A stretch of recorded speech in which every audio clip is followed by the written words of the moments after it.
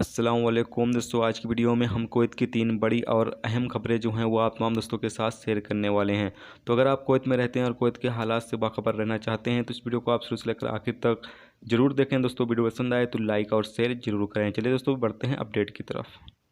पहली खबर यह है कि Kuwait chamber of commerce and industry KCCI के प्रमुख मोहम्मद सागर ने खुलासा किया है कि सरकार लेबर और किराए कानूनों के संशोधन यानी कि तब्दीली को लेकर चिंतित है।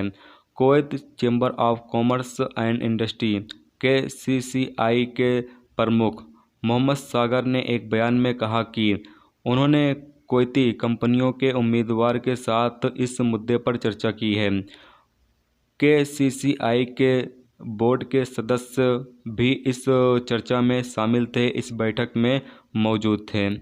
उन्होंने कहा है कि जो कुवैत में मौजूदा हालात हैं और भी कई तरह के जो परेशानियां हैं, उन तमाम चीज़ों को दूर करने के लिए जो कार्रवाई है वो हम शुरू करेंगे और इन तमाम चीज़ों को जो है वो धीरे धीरे बहाल करेंगे।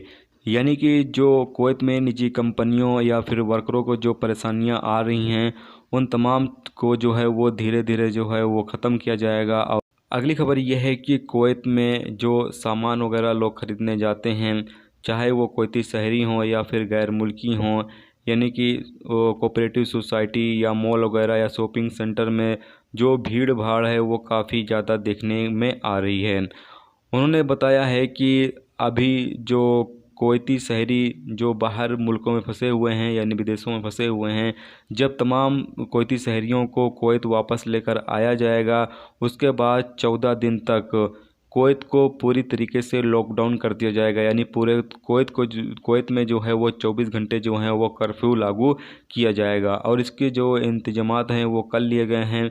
इस पर जो फैसला है वो शनिवार को जो है वो लिया जाएगा। यानी कि कैबिनेट की बैठक के दौरान जो है ये फैसला लिया जाएगा कि कुवैत में 24 घंटे के लिए लॉकडाउन पूरे कुवैत में लागू किया जाए या नहीं। इस हवाले से जो अपडेट आगे आएगी वो भी आप हम दोस्तों के साथ शेयर ज़रूर करेंगे। अगली खबर यह है कि कुवैत के माहिर मौसमियात ने जुमेरात को कहा है कि इस साल ईद उल फित्र के पहला दिन जो है वो 24 मई को होगा, जबकि 23 मई को जो है वो चांद देखा जाएगा और 23 मई को जो है वो चांद नज़र आ जाएगा, जबकि 24 मई को जो है वो ईद का पहला दिन होगा।